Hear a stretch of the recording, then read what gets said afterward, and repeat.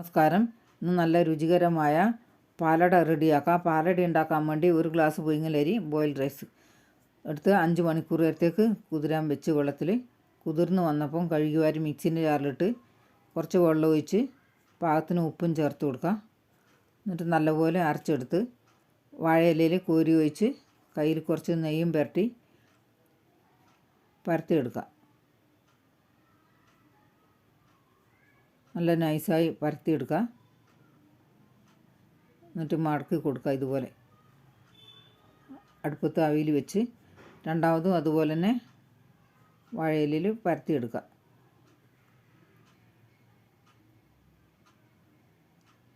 ഇതുപോലെ മടക്കി അടുപ്പത്ത് വെച്ച് കൊടുക്കുക. ബാക്കിയുള്ള അടയും റെഡിയായി അടുപ്പത്ത് വെച്ച് അടച്ച് വെച്ച് ഒരു 15 മിനിറ്റ് നേരമായി.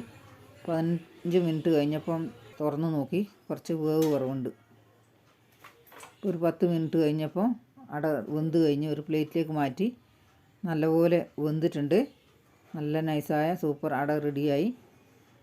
ഇനി ചെറുതായി അരിഞ്ഞെടുക്കാം. കുറച്ച് വലുതായാലും കുഴപ്പമൊന്നുമില്ല. ഞാൻ ചെറുതായിട്ട് അരിഞ്ഞെടുക്കുന്നത്. അടയെല്ലാം അരിഞ്ഞു കഴിഞ്ഞ് അടുപ്പത്ത് ഉരുളി വെച്ച് 2 ലിറ്റർ പാൽ ഒഴിച്ച് കൊടുക്കുക. പാൽ തിളക്കുമ്പോൾ ഇളക്കി കൊടുത്ത് 1/2 കിലോനടുത്ത് പഞ്ചസാരയും ചേർത്ത് നല്ലപോലെ ഒന്ന് ഇളക്കി കൊടുത്ത് പാൽ തിളക്കുമ്പം അട ഇട്ട് കൊടുക്കുക. എന്നിട്ട് കുറച്ച് നേരം ഒന്ന് വേകണം. ഇളക്കി കൊടുത്തുകൊണ്ടേ ഇരിക്കണം.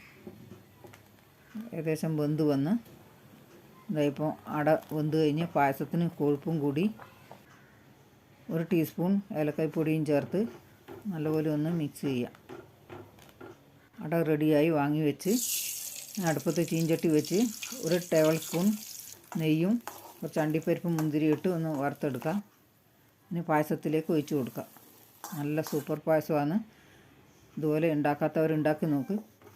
ഈ പായസം ഇഷ്ടപ്പെട്ട ലൈക്ക്, ഷെയർ, കമൻറ്റ്, സബ്സ്ക്രൈബ് ചെയ്യണേ.